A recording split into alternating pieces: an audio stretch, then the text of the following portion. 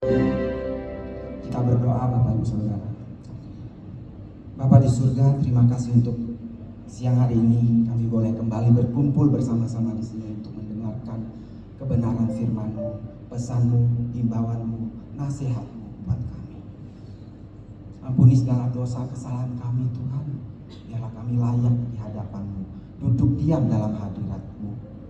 Saat ini kami mau letakkan segala persoalan, masalah, pergumulan kami, kelemahan fisik kami di kaki-Mu.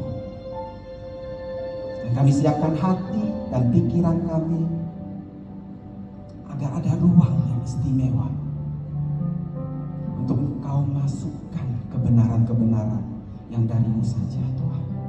Dan kebenaran itu akan terus memerdekakan kami, akan terus mengubah kami menjadi semakin serupa dengan Engkau Tuhan Yesus Kristus. Terima kasih Tuhan, terima kasih. Urapi kami dengan Roh Kudus-Mu. Urapi kami semua di sini tanpa terkecuali. Di dalam nama Tuhan Yesus kami berdoa, dan kita semua yang siap menerima firman Tuhan kita sama-sama katakan amin. Amin. Puji Tuhan. Ada sukacita Bapak Ibu Saudara? Ada kegirangan. Saya berdoa roh sukacita terus bersama-sama dengan kita. Amin. Kidung Agung 2 ayat 15. Kidung Agung 2 ayat 15. Kita bacakan sama-sama. 3, 2, 1. Tangkaplah bagi kami rubah-rubah itu, rubah-rubah yang kecil yang merusak kebun-kebun anggur, kebun-kebun anggur kami yang sedang berbunga. Amin. Bapak Ibu Saudara, bulan lalu kita telah berburu rubah dan berhasil menangkap 2 rubah kecil. Rubah kecil yang pertama bicara mengenai sifat kekanak-kanakan. Mungkin kita sudah menjadi seorang Kristen belasan tahun, berpuluh-puluh tahun, tapi hendaknya kita punya kedewasaan selaras dengan usia kekristenan kita. Amin. Rubah kecil yang kedua berbicara mengenai kompromi kecil, kompromi dosa kecil yang mungkin masih kita lakukan, yang masih menjadi kebiasaan kita, dan sebenarnya hal itu tidak menyenangkan hati Bapa di surga. Nah, ini kita harus cek apakah masih ada kompromi kecil. Apakah kita biarkan rubah kecil itu menyelinap masuk dalam kebun anggur kita bersama dengan Tuhan. Walaupun kecil, tapi rubah-rubah itu punya efek merusak yang besar. Nah, siang hari ini kita lanjutkan lagi ya aktivitas berburu kita. Ada rubah yang harus kita tangkap dan kita musnahkan agar kebun anggur kita tetap terjaga. Kebun anggur itu melambangkan tempat di mana hubungan kita yang manis dengan Tuhan dalam kehidupan ini. Agar kebun anggur kita tetap terjaga, tetap manis, dan terus berbuah semakin lebat. Amin. Ya. Sifat lainnya dari rubah, binatang rubah ini aktif di malam hari. Rubah punya sifat seperti binatang kucing. Nah, kucing pun lebih aktif di malam hari. Rubah ini suka beraktivitas setelah matahari terbenam, setelah malam ya. Karena mereka bisa melihat dengan jelas pada mangsanya untuk mereka buru si mangsa itu. Nah, mangsanya sendiri pada saat malam cenderung lebih tidak waspada, kurang waspada karena malam, karena gelap. Aktif di malam hari berbicara mengenai situasi kita saat dalam kondisi gelap. Situasi kita saat tidak ada orang yang melihat. Situasi kita saat kita sedang sendiri. Saat tidak ada orang lain bersama-sama dengan kita. Apa saja hal-hal yang kita lakukan dalam situasi gelap atau malam itu. Saat kita sedang sendiri, saat tidak ada orang lain yang melihat atau bersama-sama dengan kita. Nah, Bapa kita di surga menginginkan kita untuk menjadi pribadi-pribadi yang berintegritas. Integritas yang tinggi.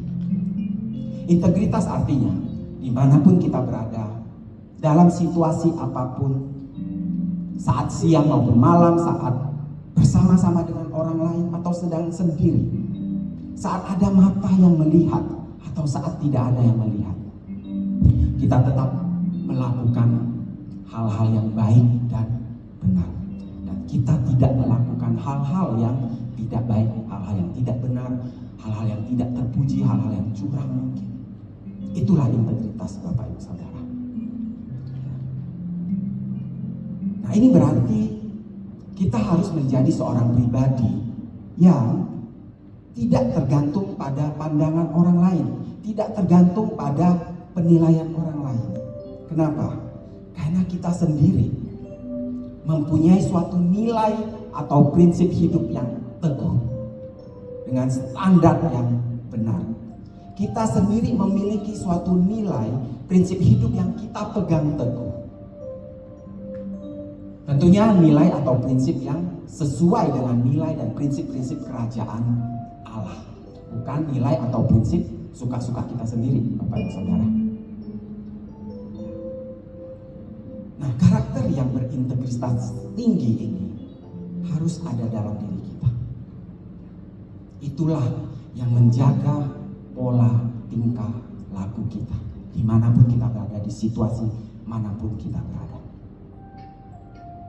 Bayangkan, kalau saat tidak ada orang yang melihat, kita bisa menjadi seorang pribadi yang tetap melakukan hal yang baik dan benar, hal yang tulus, yang terpuji di hadapan Allah. Tentunya kita pun pada saat ada di lingkungan keluarga kita, saat kita ada di lingkungan masyarakat, lingkungan sosial kita, lingkungan pekerjaan kita, kita menjadi orang-orang yang luar biasa, yang menjunjung tinggi nilai-nilai kebenaran dan keadilan dan nilai-nilai kebaikan. Penting bagi orang tua untuk dapat menanamkan nilai-nilai seperti ini buat anak-anaknya, sehingga anak-anak ini nanti akan menjadi, tumbuh dewasa menjadi pribadi yang berintegritas saat orang tua itu sudah nggak bersama-sama dengan mereka. Nah, contoh integritas misalnya karyawan di kantor, pada saat ada bos atau tidak ada bos, dia tetap melakukan pekerjaannya dengan baik dan benar. Dia memberikan waktu. Kita kerja itu sebenarnya kita dibeli waktu kita oleh bos, oleh perusahaan. Kita deliver waktu kita dengan sebaik-baiknya. Kita deliver, kita memberikan kualitas waktu yang sudah dibeli dengan baik dan benar. Kalau kita berjualan, kita juga memastikan produk yang kita jual, kita bisa berikan, deliver kepada customer kita adalah produk yang berkualitas, yang baik. Nah, harus ada role model, harus ada teladan, Bapak Ibu Saudara. Nah, Tuhan Yesus teladan kita. Tuhan Yesus pun adalah pribadi yang berintegritas. Kita sebagai orang percaya, orang Kristen. Orang Kristen artinya pengikut Kristus. Ngikut ya, ngikut berarti meneladani apa yang Tuhan Yesus lakukan. Kita belajar dari kehidupan Tuhan Yesus Kristus. Nah, selama hidupnya Tuhan Yesus senantiasa bersama-sama dengan keluarganya, dengan ayah ibunya. Kadang dia membantu ayahnya untuk buat kayu ya, tukang kayu ya. Nah, setelah masuk dalam pelayanan yang kurang lebih selama 3 tahun sekian itu, Tuhan Yesus pun berada dalam lingkungan yang hampir selalu bersama-sama dengan murid-muridnya, atau bersama-sama dengan orang-orang yang dia layani. Ini artinya apa? Apa yang kita bisa teladani di sini? Artinya sangat penting bagi kita, Bapak Ibu Saudara, untuk memiliki orang-orang yang kita percayai untuk selalu bersama-sama dengan kita. Sebagai apa? Sebagai rekan akuntabel kita atau rekan akuntabilitas kita. Rekan akuntabilitas itu apa? Rekan akuntabilitas itu adalah rekan-rekan yang bisa sama-sama menjaga diri kita untuk kita bisa menjalani hidup ini dengan baik dan benar. Nah, suami dan istri dan keluarga itu adalah rekan akuntabilitas yang sangat baik. Sangat baik. Kemudian ada saudara-saudara, mungkin kakak adik atau sahabat dekat, itu juga bisa menjadi rekan akuntabilitas kita, di mana kita saling menjaga satu sama lain.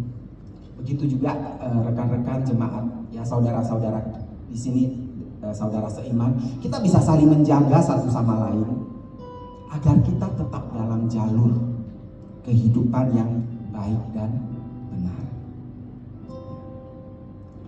Nah, tapi ada saat-saat juga di mana kita sendiri, Bapak Ibu Saudara. Mungkin saat sedang dinas keluar kota sendiri.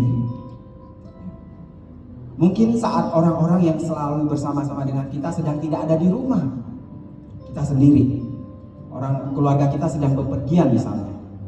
Atau mungkin ada kondisi yang membuat kita harus hidup sendiri. Ya, mungkin pasangan hidup kita sudah nggak ada, sehingga kita harus hidup sendiri. Nah, disitulah integritas kita diuji, Bapak Ibu Saudara. Apakah kita tetap melakukan hal yang baik, tetap melakukan hal yang benar, dan tidak melenceng dari apa yang Tuhan kehendaki untuk kita lakukan.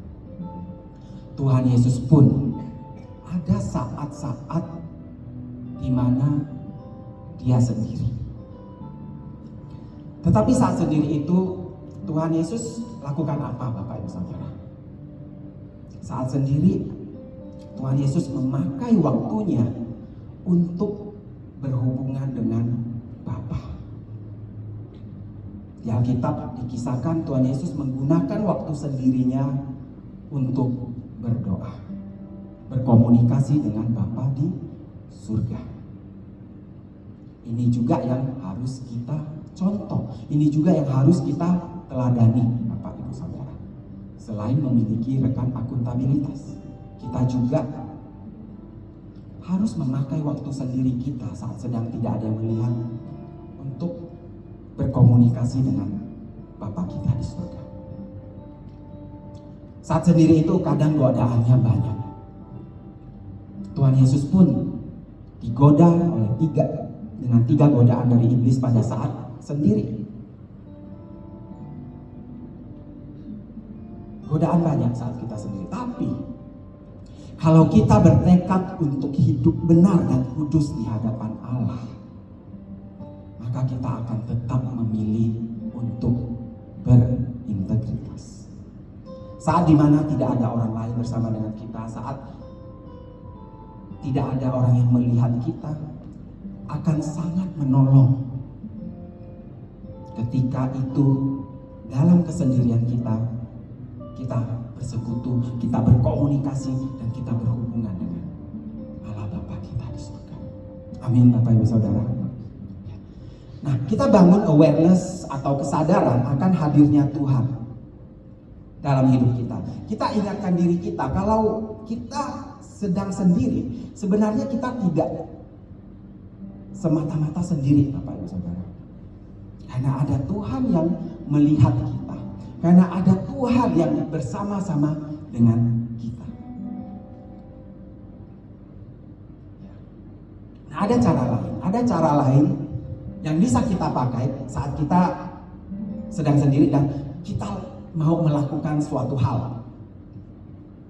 Ketika kita berada di tempat yang tidak ada orang yang melihat, atau ketika kita berada di tempat yang tidak ada yang kenal kita, maka yang bisa kita lakukan adalah kita pikir dulu, kita bayangkan kalau misalnya di samping kita ada orang lain. Ya, mungkin ada gembala kita lagi di samping kita, atau ada saudara kita, ada pasangan hidup kita, ada suami kita, ada istri kita, ada sahabat kita yang bersama dengan kita. Kita bayangkan ada mereka di samping kita. Apakah kita tetap akan melakukan hal itu? Nah, jikalau perbuatan yang akan kita lakukan, kita malu untuk kita lakukan di hadapan umum, atau kita malu untuk lakukan saat ada orang-orang yang kita respect, yang kita hormati, ada bersama-sama dengan kita, maka biasanya perbuatan itu bukanlah perbuatan yang pantas untuk kita lakukan. Setuju Bapak Ibu Saudara? Yes. Bukanlah suatu perbuatan yang pantas kita lakukan kalau kita malu perbuatan itu terlihat oleh orang lain.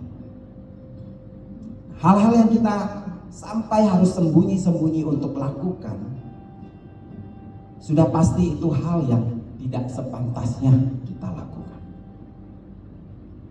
Contoh lain, saat kita sedang ketik-ketik atau sedang lihat gadget kita, handphone kita, kalau kita sampai khawatir atau malu orang lain di sebelah kita melirik ke layar handphone kita, nah itu kita mesti cek ya.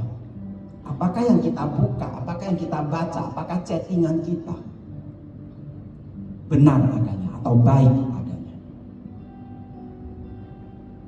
Jadi kita bayangkan ada orang-orang yang kita kenal berada di samping kita saat kita sedang sendiri. Nah, ini tidak termasuk waktu kita sedang sendiri dan mau ganti baju Bapak Ibu Saudara, atau saat kita lagi di toilet mau melakukan ritual kita, ya. Saat kita sedang duduk di kloset, jangan bayangkan ada bos kita di samping kita ya Bapak Ibu Saudara. Nanti malah nggak keluar, mampet. Ya, nah itu tidak berlaku untuk hal ritual kita di kloset atau saat kita berganti baju. Nah, rubah-rubah kecil ini menggerogoti kebun anggur saat di waktu yang paling aktif bagi mereka, saat di malam hari. Itulah saat di mana kita harus waspada. Malam hari ini ngacu pada saat gelap, saat tidak ada orang yang melihat, saat kita sedang sendiri. Disitulah integritas kita dipertaruhkan. Disitulah kita bisa menilai diri kita sendiri, apakah kita termasuk orang-orang yang berintegritas tinggi, apakah kita termasuk orang-orang yang berpegang teguh pada kebenaran atau tidak. Kita buka di 1 Yohanes 1 ayat 5 sampai 7. 1 Yohanes 1 ayat 5 sampai 7. Ya, kita baca sama-sama Bapak Ibu Saudara. 3, 2, 1. Dan inilah berita yang telah kami dengar dari Dia dan yang kami sampaikan kepada kamu. Allah adalah terang, dan di dalam Dia sama sekali tidak ada kegelapan.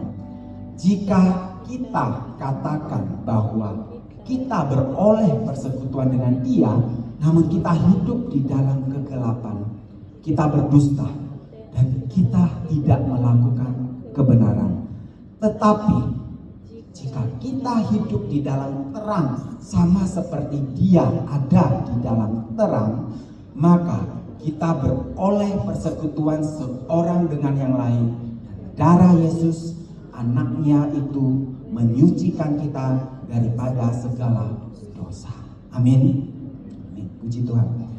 Nah, jadilah pribadi yang saat siang maupun saat malam, saat ada yang lihat maupun tidak ada yang melihat, jadilah pribadi yang memegang teguh prinsip-prinsip kebenaran dan kebaikan.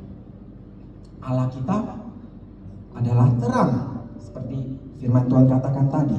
Maka kita anak-anaknya pun mestinya terang, Bapak Ibu Saudara.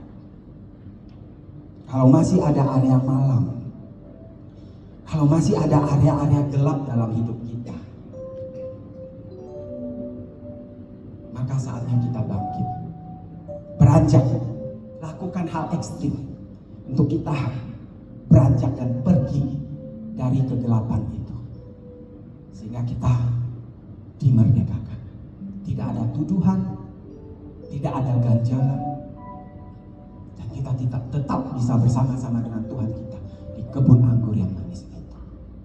Amin. Bapak Ibu Saudara, beri kemuliaan Bapak. Yes, Lord.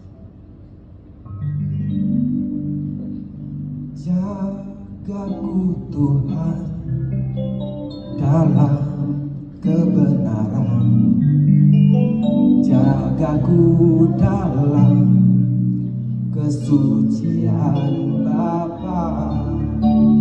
Rinduku tetap di dalam-Mu, menikmati indahnya hadirat-Mu Tuhan. Jagaku Tuhan dalam kebenaran, jagaku dalam kesucian Bapa. Rinduku tetap di dalam-Mu, menikmati indahnya hadirat-Mu Tuhan. Kita minta Tuhan, kita minta Roh Kudus untuk menjadi rekan akuntabel kita, untuk menjadi rekan akuntabilitas kita saat kita sedang sendiri, Bapak Ibu Saudara, sehingga kita bisa menjaga kelakuan sifat perbuatan kita saat tidak ada orang lain yang melihat, saat tidak ada orang lain yang bersama-sama dengan kita. Berikutnya, ada lagi area malam, ada lagi area yang tidak terlihat dalam hidup kita yang harus kita waspadai. Ada lagi area malam, area yang tidak terlihat dalam hidup kita yang masih harus kita waspadai. Area itu adalah, area yang tidak terlihat itu adalah area di hati dan di pikiran kita. Tidak ada yang tahu apa isi area di dalam hati ini dan isi di pikiran ini selain kita sendiri dan selain Tuhan pencipta kita. Itu area gelap yang tidak terlihat oleh sesama kita. Nah, apa aktivitas dalam hati dan pikiran kita? Dua area yang tidak terlihat oleh sesama kita. Apa aktivitas di dalam hati ini, di dalam pikiran ini? Nah, isi hati dan isi pikiran pun harus waspada untuk kita jaga. Nah, bagaimana cara kita menjaga hati, menjaga pikiran kita untuk tetap bersih dan kudus di hadapan Allah kita? Cara jaganya yaitu dengan kebenaran-kebenaran Tuhan. Tidak ada yang lain, Bapak Ibu Saudara.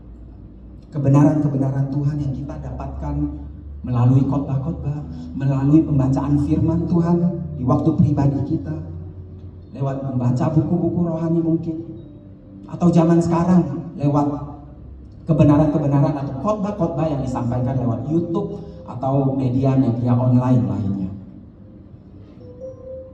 Kebenaran-kebenaran itu bagaikan air jernih yang kita tuang terus ke dalam hati dan ke dalam pikiran kita. Nah, dalam perjalanan hidup kita, seiring dengan usia kita yang bertambah, seiring dengan masuknya nilai-nilai atau filosofi dunia, hati dan pikiran kita umumnya akan menjadi keruh dan kotor.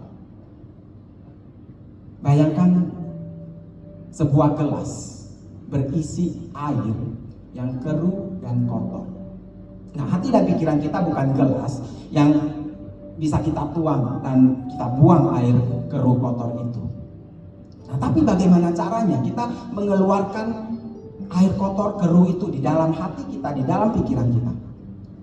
Caranya adalah kita tuangkan air jernih terus menerus ke dalam gelas tadi, gelas yang keruh tadi. Kita tuangkan terus air jernih.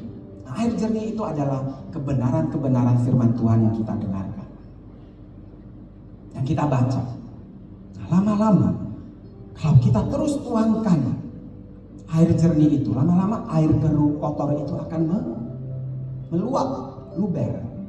Dan kemudian air kotor keruh itu pun hilang dan digantikan oleh air jernih itu. Ibaratnya seperti itu, Bapak Ibu Saudara. Nah, lalu bagaimana kita aware? Bagaimana kita sadar dengan isi hati dan pikiran kita? Caranya begini, Bapak Ibu Saudara. Caranya kita bayangkan, jikalau isi hati dan isi pikiran kita ada mic-nya, ada mikrofonnya, ya. Kalau kita tempelkan mikrofon ke hati kita, ke pikiran kita, apakah isi hati pikiran kita kalau terdengar itu isi yang kita bisa jamin tidak masalah untuk dipublikasikan? Coba kita cek dan evaluasi masing-masing, Bapak Ibu Saudara. Kalau ada mic yang terhubung, mikrofon yang terhubung dengan isi hati dan isi pikiran kita, apakah isi hati dan isi pikiran kita bisa jamin tidak masalah kedengaran oleh orang lain, oleh orang banyak? Tidak masalah karena kita bisa jamin bahwa isi hati kita, isi pikiran kita bersih dan mulia.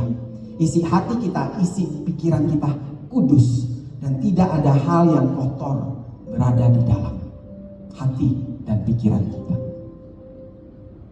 Bayangkan ada mikrofon, mic yang terhubung dengan isi hati dan isi pikiran kita. Periksa hati, periksa pikiran kita. Kita buka di Ibrani 12 ayat 15. Ini ayat yang sangat bagus sekali. Ibrani 12 ayat 15. Baca sama-sama Bapak Ibu Saudara. 3, 2, 1. Jagalah supaya jangan ada seorang pun menjauhkan diri dari kasih karunia Allah, agar jangan tumbuh akar yang pahit yang menimbulkan kerusuhan dan yang mencemarkan banyak orang. Amin. Nah, akar pahit itu menimbulkan kerusuhan dan mencemarkan banyak orang. Ibrani katakan demikian. Kita mungkin berpikir, Bapak Ibu Saudara, isi hatiku, isi pikiranku kan urusanku, tidak ganggu orang lain kok. Kalau ada kekesalan, kepahitan dalam hatiku, gak ganggu orang lain kok. Yang rugi saya sendiri. No. Ibrani jelas katakan. Katakan apa? Bahwa akar yang pahit itu menimbulkan kerusuhan dan mencemarkan banyak orang. Lawan kata dari pahit itu adalah manis. Kalau kita biarkan ada sedikit pahit dalam hati kita atau pikiran kita, maka Roh Kudus yang manis, salah satu sifat Roh Kudus adalah manis, itu akan tertutupi oleh kepahitan itu. Lawan kata dari pahit adalah manis. Roh Kudus tetap bersama-sama dengan kita, ya, karena firman Tuhan ya dan amin, Immanuel. Tapi yang hilang atau pudar sementara itu adalah kemanisan Roh Kudus.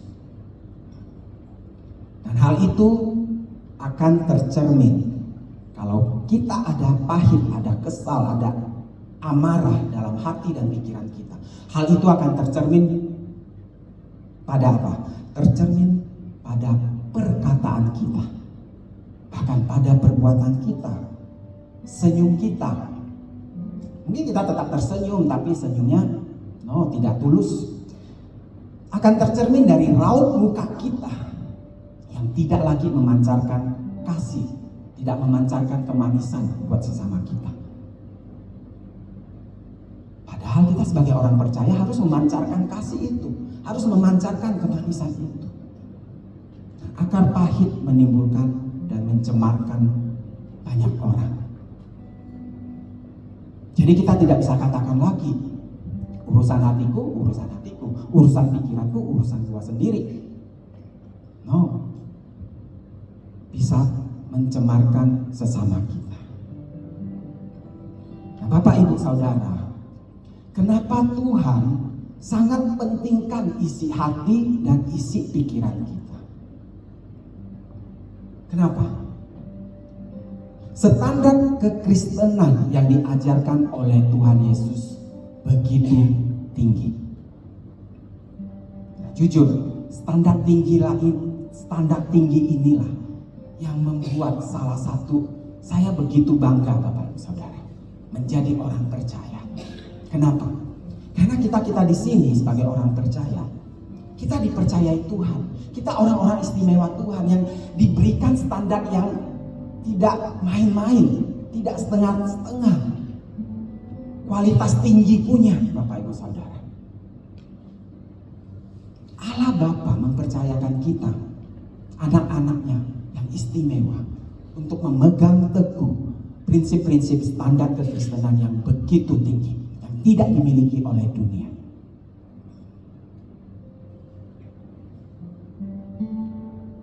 Artinya apa? Tuhan nilai kita mampu. Amin. Kita orang-orang istimewa Tuhan. Beri kemuliaan buat Tuhan. Satu privilege yang luar biasa yang Tuhan berikan buat kita. Kita dikasih kepercayaan untuk memiliki standar yang tinggi. Wow, saya bangga sekali dengan itu, Bapak Ibu Saudara. Standar tinggi itu. Apa standar tinggi itu? Salah satunya, dunia katakan membunuh itu adalah menghilangkan nyawa orang lain.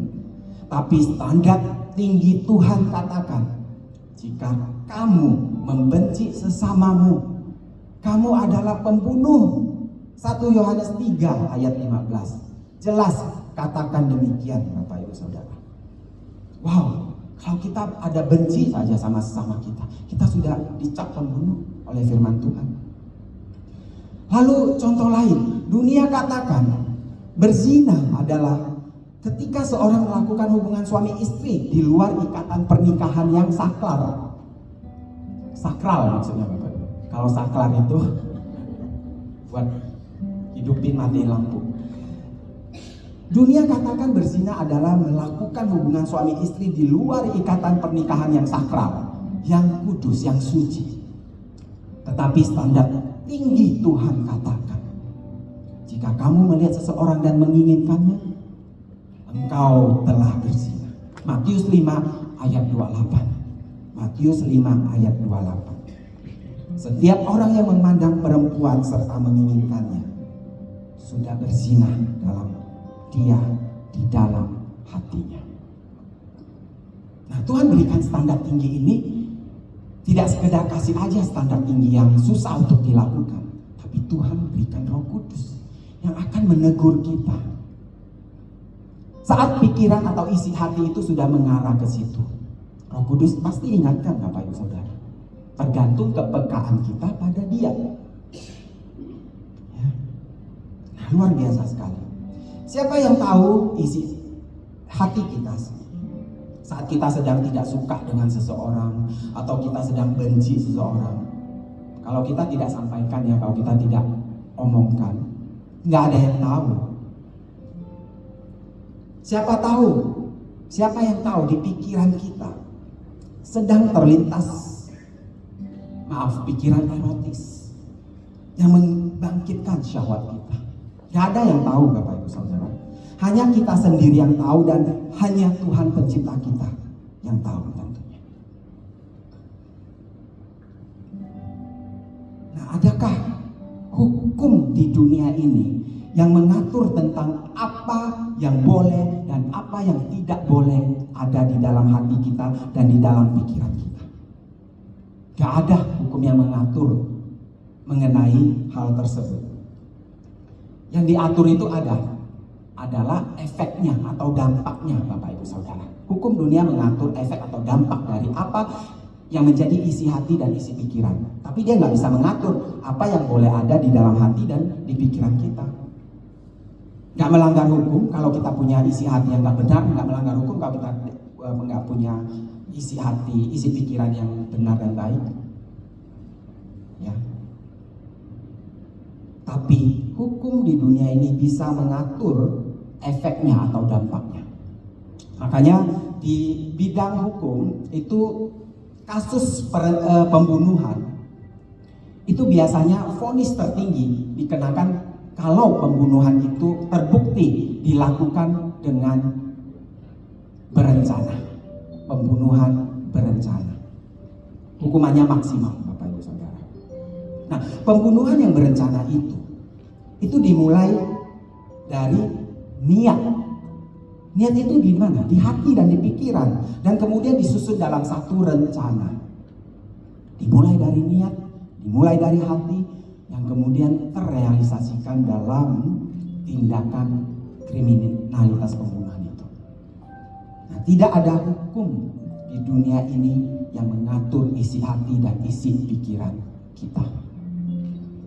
Tapi hukum kerajaan Allah kita mengatur itu, Bapak Ibu Saudara.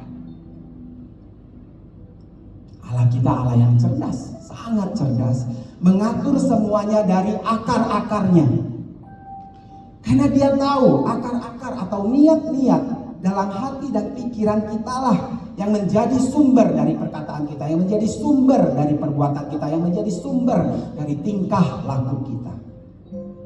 Dan Allah mengatur itu dengan hukum hati nurani manusia.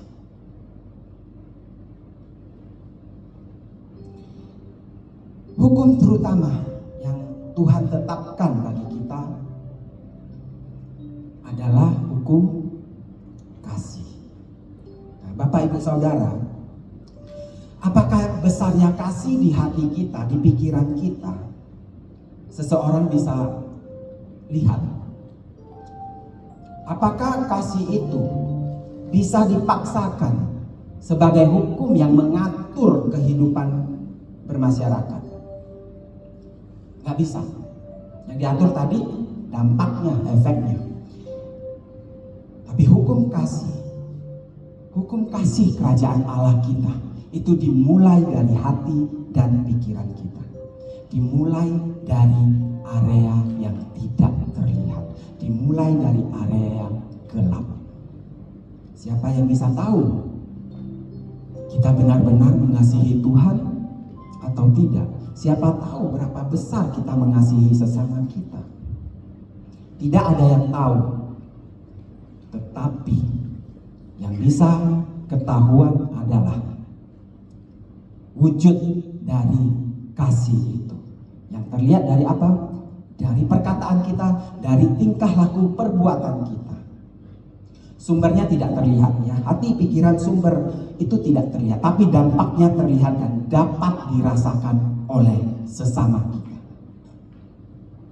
Perbuatan baik kita itu adalah luapan dari kasih dalam hati kita yang tidak terlihat. Kita munculkan menjadi terlihat. Amin, Bapak Ibu Saudara. Amin. Nah, dua standar tinggi kekristenan tadi, soal pembunuhan dan soal zina, semuanya berbicara tentang dosa yang dimulai dari hati dan pikiran kita. Area gelap yang tidak terlihat, area malam, area yang tidak ada satu manusia pun yang tahu isi area itu selain manusia itu sendiri dan Tuhan. Jadi standar kekristenan kita dinilai bukan dari apa yang kelihatan, tetapi dari yang tidak kelihatan. Saya ulangi, standar kekristenan kita itu dinilai dari yang tidak kelihatan. Standar kekristenan kita dinilai mulai dari hati kita, isi hati kita, dan isi pikiran kita. Ini dirancangkan oleh Tuhan pencipta kita. Wow. Nah, ada satu lagi reputasi yang terkenal dari rubah. Rubah itu adalah binatang yang terkenal dengan kelicikannya. Licik artinya apa Bapak Ibu Saudara? Licik artinya bersifat menipu. Yeremia 17 ayat 9 sampai 10. Yeremia 17 ayat 9 sampai 10. Saya akan bacakan buat Bapak Ibu Saudara. Betapa liciknya hati, lebih licik daripada segala sesuatu. Hatinya sudah membatu, siapakah yang dapat mengetahuinya? Aku Tuhan yang menyelidiki hati, yang menguji batin, untuk memberi balasan kepada setiap orang setimpal dengan tingkah langkahnya, setimpal dengan hasil perbuatannya. Wow.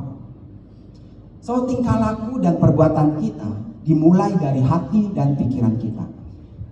Yeremia 17 ayat 10 tadi katakan bahwa Tuhan menyelidiki hati, menguji batin, tapi Tuhan memberi balasan kepada orang setimpal dengan tingkah lakunya, setimpal dengan perbuatannya. Artinya apa? Artinya tingkah laku dan perbuatan kita itu dimulai dari isi hati dan isi pikiran kita. Jadi hati-hati dengan isi hati dan isi pikiran kita, Bapak, Ibu, Saudaraku.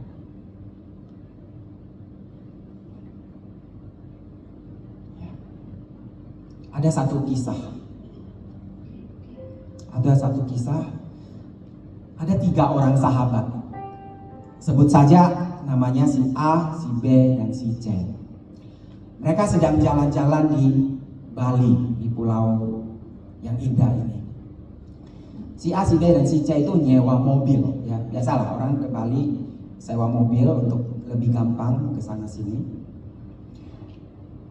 Si A yang menyetir, ya, si B duduk di sebelah A dan si C duduk di jok belakang.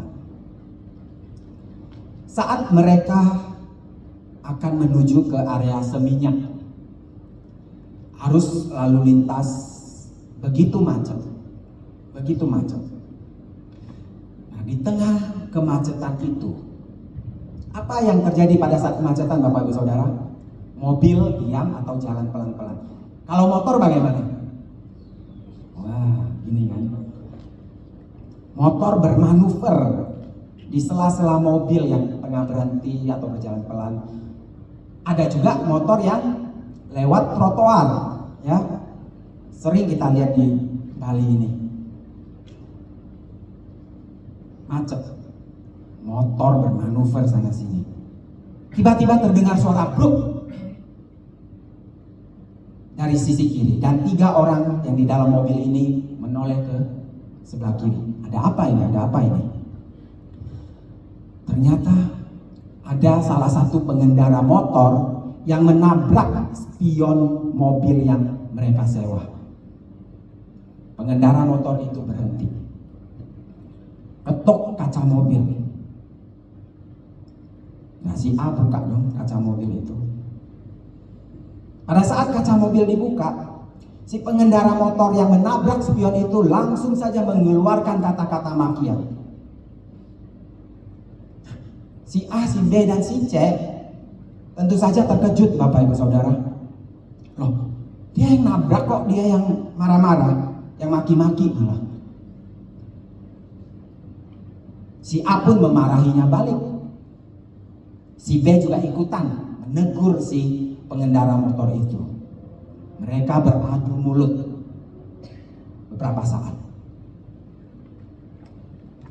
Tiba-tiba si C yang duduk di belakang yang dari tadi diam, itu buka jendela mobil belakangnya. Bukanya bukan begini ya, itu mobil zaman dulu. Buka jendela mobil belakang. Apa yang dilakukan si C ini? Sambil tersenyum, dia menengok ke arah pengendara motor itu, Bapak Ibu Saudara. Sambil bertanya dengan suara lembut, "Mas, ada yang terluka, Mas?" Nah, pengendara motor itu tampak kaget dengan pertanyaan itu. Si C bertanya dengan lembut, "Mas, baik-baik saja? Apakah ada yang luka?" Nah, pengendara motor ini kaget. Sejenak dia terdiam. Lalu dia menjawab, "Oh, tidak Pak. Maaf, sudah menabrak spion Bapak. Saya buru-buru ke kantor soalnya Pak." Jawabnya. Akhirnya keadaan menjadi tenang dan mereka saling memaafkan. Nah, cerita ini mengajarkan kepada kita bahwa salah satu ciri orang yang terhormat bukanlah kemampuannya mengalahkan atau menyalahkan orang lain. Mereka, orang terhormat, tahu bagaimana cara untuk menghindari dan menjauhi perselisihan atau perbantahan, pertengkaran. Nah, si C tadi dengan kasih dan dengan lembut bertanya mengenai keadaan si pengendara motor itu. Apakah baik-baik saja? Dan itu menyentuh hati pengendara motor itu, Bapak Ibu Saudara. Bukan hal yang mudah untuk kita menjalankan apa yang dilakukan oleh si C tadi. Kita manusia biasanya melihat dulu mana yang benar, mana yang salah. Siapa yang benar, siapa yang salah. Hukum dunia melihat mana yang salah, mana yang benar. Tapi hukum Allah kita, hukum kerajaan surga adalah hukum kasih. Hukum kasih itu melampaui mana yang benar dan mana yang salah. Amin. Beri kemuliaan buat Tuhan. Bapak Ibu Saudara, ketika kita menerapkan kasih, ketika kita menunjukkan perhatian tulus kita, lemah lembutnya kita, di tengah keadaan yang sedang chaos, pertengkaran hebat, maka dengan sendirinya orang-orang yang tampaknya sulit tadi, si pengendara motor tadi yang dia salah, Bapak Ibu Saudara. Ketika kita menerapkan kasih, ketika kita menunjukkan perhatian tulus kita kepada dia, pengendara motor tadi, orang-orang yang sulit, itu akan insaf dan sadar sendiri. Dan akhirnya dia mengaku dia salah, Bapak Ibu Saudara. Firman Tuhan katakan ketika orang berlaku tidak adil, tidak benar kepada kita, tapi kita balas dengan kelemah lembutan, kita balas dengan kebaikan. Kita seakan-akan menaruh apa? Bara api di atas kepalanya. Dia nggak akan tahan. Akhirnya dia sadar bahwa dia salah dan dia akui kesalahannya itu.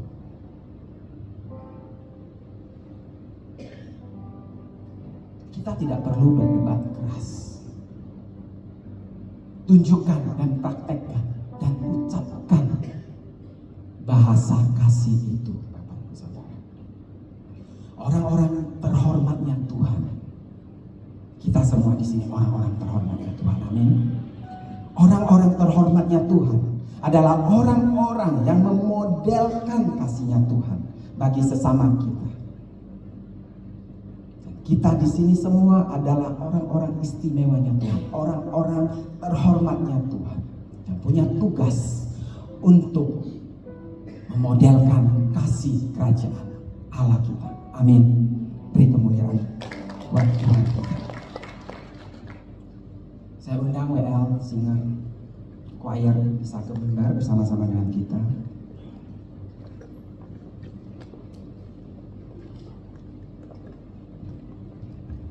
rubah malam berbicara mengenai area gelap saat tidak ada yang melihat. Dan juga berbicara mengenai isi hati dan isi pikiran kita di mana tidak ada yang bisa melihatnya. Nah, apa yang keluar dari mulut kita, tingkah laku atau perbuatan kita, itu mencerminkan isi hati dan pikiran kita. Isi hati dan pikiran kita tidak ada yang tahu, Bapak Ibu Saudara. Tapi orang-orang bisa tahu isi area gelap itu, isi area di hati dan pikiran kita. Isi area itu tidak terlihat. Tapi ucapan kita, kata-kata yang keluar dari mulut kita, dan perbuatan kita menunjukkan isi hati dan isi pikiran kita. Apakah baik dan benar? Apakah tulus? Ataukah masih tercemar? Bahkan sampai mencemarkan sesama kita. Apakah masih ada pahit? Apakah ada kemanisan yang keluar dari mulut kita, dari kelakuan kita yang memberkati sesama kita? Nah, siang hari ini kita yang sudah mendengar kebenaran ini, hendaknya kita makin berhikmat, Bapak Ibu Saudara. Firman ini buat saya juga, buat Bapak Ibu Saudara, buat saya juga. Hendaknya pikiran dan hati kita semakin dibersihkan. Dibersihkan dengan air jernih firman Tuhan, kebenaran firman Tuhan yang terus kita tuangkan dalam kekeruhan hati dan pikiran kita, sehingga kekeruhan itu akhirnya meluap, melubek, digantikan oleh jernihnya kebenaran firman Tuhan. Nah, kita minta pertolongan Tuhan.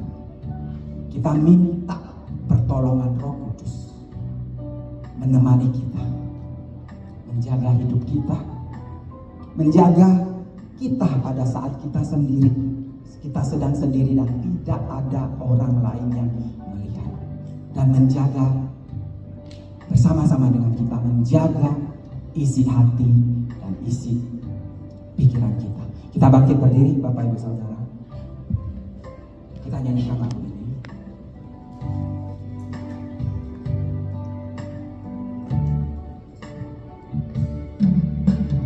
Jagaku Tuhan dalam kebenaran, jagaku dalam kesucian Bapa. Rinduku tetap di dalam-Mu, menikmati indahnya hadirat-Mu Tuhan. Jagaku Tuhan, jagaku Tuhan dalam kebenaran, jagaku dalam kesucian Bapa. Rinduku tetap di dalam-Mu, menikmati indahnya hadirat-Mu Tuhan. Sama-sama. Ku percaya Kau setia, pegang tanganku. Roh-Mu yang kudus memimpinku sampai sempurna. Ku percaya Kau setia, pegang tanganku. Roh-Mu yang kudus memimpinku sampai sempurna. Kita ulangi dan jadikan ini doa kita, Bapak Ibu Saudara. Jagaku Tuhan dalam kebenaran, jagaku dalam kesucian Bapa. Rinduku tetap di dalam-Mu, menikmati indahnya hadirat-Mu Tuhan. Katakan sekali lagi, jagaku Tuhan, jagaku Tuhan dalam kebenaran, jagaku dalam kesucian Bapa. Rinduku tetap di dalam-Mu, menikmati indahnya hadirat-Mu Tuhan. Ku percaya Kau setia. Pegang tangan kami. Yes Lord, Roh-Mu yang kudus,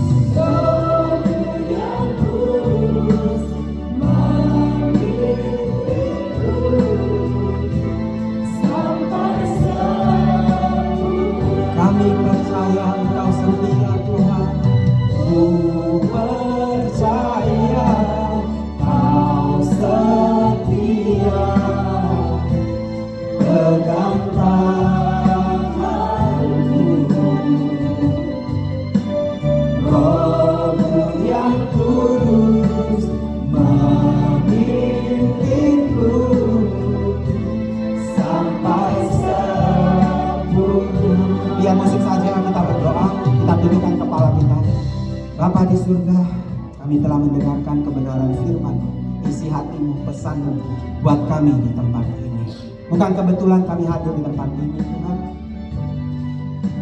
Dengan apa kami menjaga kelakuan, perkataan, tingkah laku kami, selain dengan kebenaran-kebenaran-Mu dan dengan Roh Kudus-Mu yang senantiasa menuntun kami.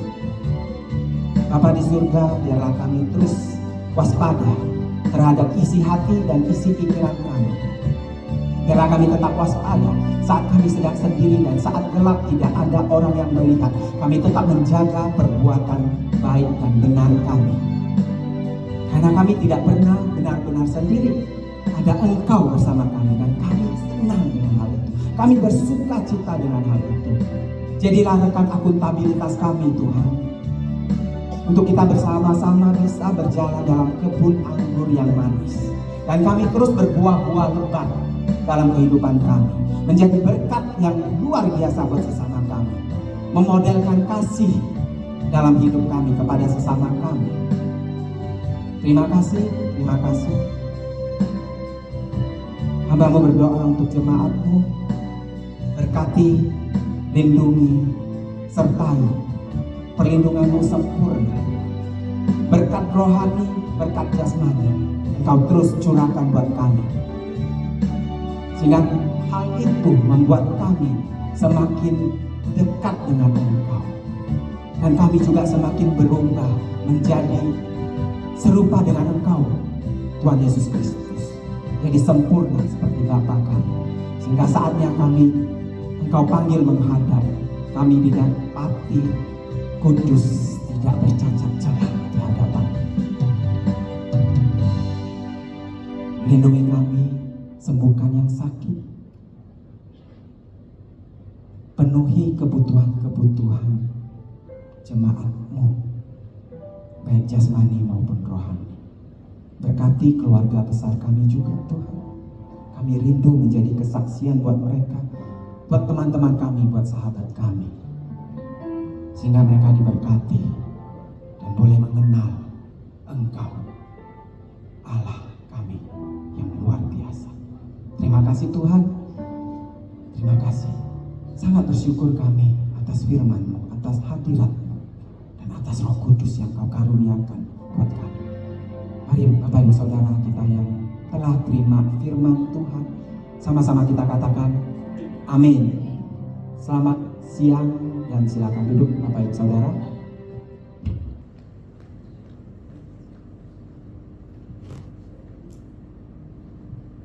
Kami